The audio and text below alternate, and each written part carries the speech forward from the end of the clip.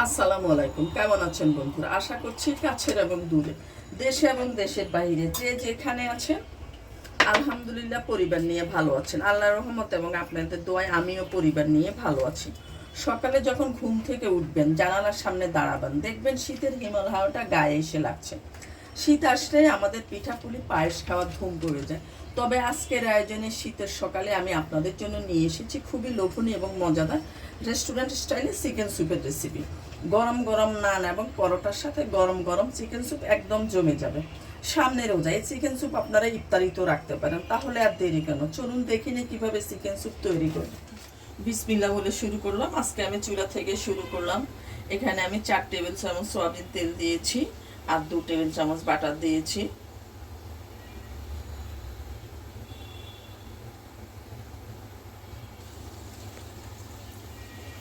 বাটারটা আমার গলে গিয়েছে। এবার আমি দিয়ে দিচ্ছি 10-12টা গোলমরিচ, গোটা গোলমরিচ।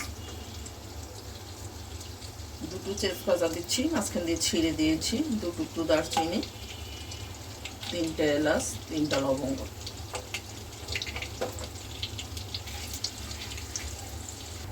আগে আমি সামান্য পরিমাণ লবণ দিয়ে নিচ্ছি। লবণটা দিলে কি হবে, পেঁয়াজটা আর ফুটবে না। পেঁয়াজ, তারপরে আপনার রসুন, আদা যাই দিবেন বাটা, আর ফুটে গায়ে পড়বে না।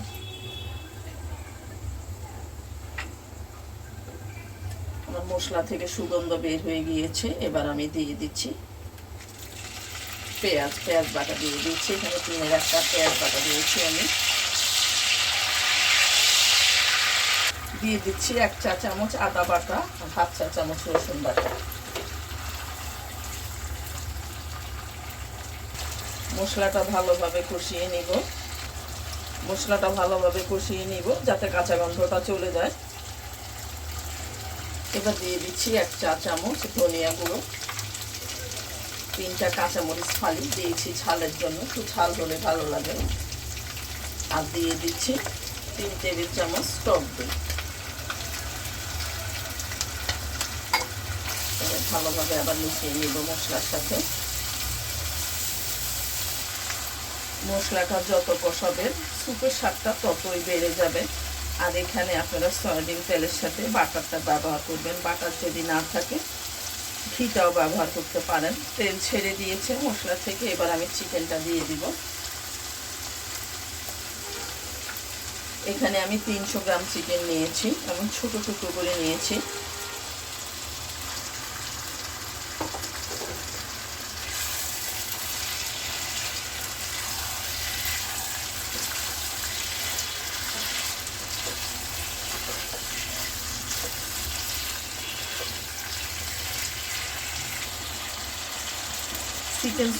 চিকেনের কালারটা এরকম সাদাই থাকবে। আমি যদি বেশি কষাতে যাই তাহলে কালারটা নষ্ট হয়ে যাবে। এবার আমি দিয়ে দিচ্ছি পাউরুটি দিয়ে করা দুধটা। আমার এটা ভিডিওতে আসেনি। এখানে আমি 3 পিস পাউরুটি ভিজিয়ে রেখে ব্লেন্ড করে নিয়েছি, দিয়ে দিচ্ছি।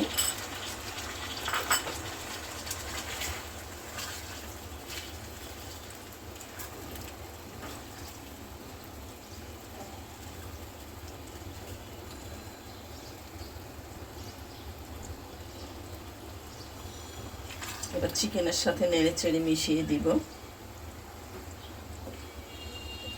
এবার দিয়ে দিচ্ছি 1 কাপ লিকুইড দুধ,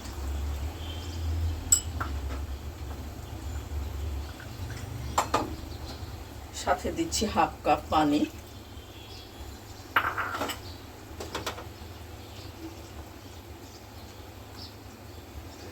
এবার আবার মিশিয়ে দিচ্ছি সব কিছু চিকেনের সাথে। এবার আমি চিকেনটাকে 20 মিনিট ঢেকে রাখবো।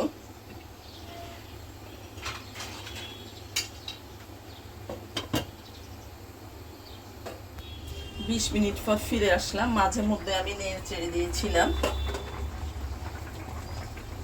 আমার চিকেন সিদ্ধ হয়ে গিয়েছে। এই সময় আমি দিয়ে দিচ্ছি 3টা গোটা কাঁচামরিচ, এগুলি দিচ্ছি ফ্লেভারের জন্য। দিয়ে দিচ্ছি একটু বাটার, সুন্দর একটা ফ্লেভার আসবে।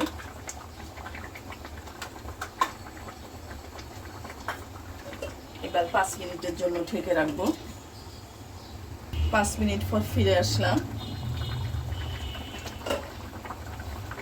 আমার চিকেন স্যুপ একদম রেডি। আমি চুলাটা অফ করে দিচ্ছি। এবার পরিবেশন করে নিব।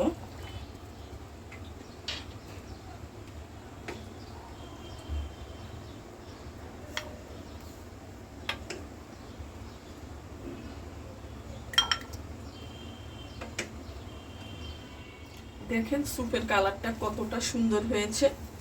আজ এই পর্যন্ত, আবারও দেখা হবে নতুন কোনো রেসিপি নিয়ে। আল্লাহ হাফেজ।